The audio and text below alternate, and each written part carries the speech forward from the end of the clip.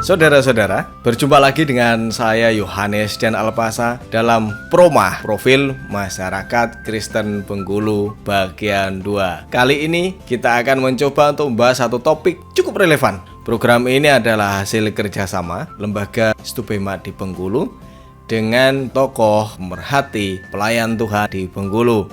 Jadi kami berharap semakin banyak orang yang mau terlibat bekerja sama dengan program ini. Kami akan menjangkau Anda setiap saran yang Bapak Ibu berikan. Saudara-saudara, kali ini kita akan mencoba untuk mengulik satu topik, yakni tentang kaum muda. Bagaimana orang-orang muda itu mengambil peran pada gereja mula-mula. 12 murid Tuhan itu adalah orang-orang muda. Dan Tuhan di usia sekitar 28 sampai 31 tahun. Dia mencari rekan yang juga orang-orang muda. Orang-orang muda begitu dipilih Tuhan menggarap ladangnya untuk mencari domba-domba yang hilang. Pada kesempatan kali ini kami ingin mengajak untuk berpendapat yang bisa dilakukan anak-anak muda kita pada kemajuan di Bengkulu. Begitu banyak tantangan yang merintangi pengembangan talenta dari orang-orang muda kita di Bengkulu. Ada 1-2 bagian dalam masyarakat kita yang begitu mengganjal sebenarnya. Budaya konsumtif, individual, bermain game yang berlebihan, online berjam-jam, judi online. Sebenarnya talenta-talenta mereka bisa dipakai di gereja. Nah, apa saja yang bisa dipakai?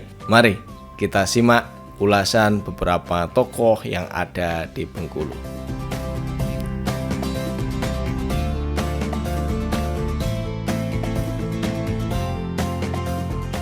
Shalom, pemuda dan remaja, mereka lah yang akan melanjutkan tongkat perjuangan generasi terdahulu. Yang pertama, harus belajar untuk menjadi teladan. Contohnya, aktif dalam segala kegiatan positif. Yang kedua, bisa memaksimalkan segala skill yang dapat mendukung dalam pelayanan gereja. Dan yang ketiga, harus bersedia dalam mengambil tanggung jawab yang diberikan oleh gereja. Shalom, menurut saya ada beberapa hal yang perlu dilakukan oleh pemuda Kristen. Yang pertama, ditanamkan bahwa mereka adalah generasi penerus bangsa. Maka mereka harus dipersiapkan diri, seperti melakukan pembinaan karakter. Dan yang kedua, menggali potensi-potensi apa yang ada dalam diri mereka, supaya mulai sekarang mereka dipersiapkan sehingga mereka akan menjadi pemimpin-pemimpin yang lebih baik ke depan.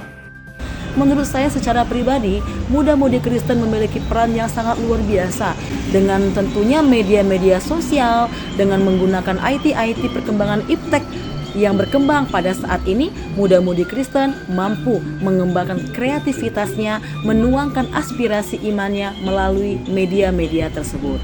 Jadi, peran muda-mudi Kristen sangat besar bagi pengembangan gereja yang ada di Bengkulu. Shalom, apa yang bisa dilakukan anak muda Kristen? Yang pertama, adanya kerjasama membangun kegiatan rohani. Yang kedua, mewujudkan hubungan yang akrab. Yang ketiga, meningkatkan pelayanan kasih melalui pendidikan, kesehatan, dan pelayanan sosial lainnya, serta menjaga persatuan dan kesatuan anak muda Kristen di Provinsi Bengkulu. Pemuda Kristen di Bengkulu harus kreatif, inovatif, energik, dan yang paling utama, pemuda remaja itu harus takut akan Tuhan dan berdampak bagi lingkungan, sehingga akan tercipta pengembangan gereja yang dahsyat luar biasa di kota dan provinsi Bengkulu. Shalom, anak-anak muda harus dilibatkan di dalam pelayanan gereja sesuai dengan talenta mereka masing-masing. Yang kedua, anak-anak muda harus menjadi teladan. Di dalam 1 Timotius 4 ayat 12, jadilah teladan bagi semua orang dalam perkataanmu, dalam tingkah lakumu, dalam kasihmu, dalam kesetiaanmu, dan dalam kesucianmu. Artinya menjadi teladan dalam segala aspek kehidupan, dimulai dari sekolah, tempat bekerja, gereja, masyarakat. Menurut saya, yang pertama mengembangkan potensi yang mereka punya, baik itu dalam sisi menari, potensi bermusik, atau potensi untuk memimpin pujian. Yang kedua, pemuda mengadakan kegiatan pembinaan karakter. Lalu yang ketiga, mengambil bagian atau peran dalam lingkungan gereja, seperti gotong royong, kerja bakti, atau kegiatan sosial lainnya di sekitar gereja. Generasi muda yang hidup di zaman yang penuh dengan informasi dan kaya akan skill. Namun karena mereka itu adalah generasi yang hidup di zaman yang serba instan, kurang mengalami proses, cenderung lebih mudah untuk menyerah, atau yang sering kita kenal dengan istilah generasi strawberry, yang mudah mengeluh, dikit-dikit butuh healing. Sebenarnya itu bisa dikombin untuk perkembangan gereja dan menyadari betapa pentingnya sifat untuk mengasihi dan mencintai Tuhan. Salah satunya yang melalui dengan upaya-upaya yang bisa mereka lakukan untuk perkembangan gereja. Demikian tadi kita sudah mendengar bagaimana para pelayan memberikan pendapat tentang bagaimana potensi, bakat, dan talenta orang-orang muda di Bengkulu bisa mendukung pelayanan dan pengembangan gereja di Bengkulu. Mendengar hal itu kiranya kita bisa menginspirasi, mendorong ataupun memompa semangat anak-anak muda kita berkontribusi nyata untuk kemajuan gereja dan masyarakat. Dan pada kesempatan kali ini saya mengajak untuk Bapak Ibu dan saudara-saudara sekalian membagikan agar pengalaman-pengalaman ataupun share dari para aktivis tadi, para pelayan Tuhan tadi tidak sia-sia, tidak hanya terhenti di Anda saja.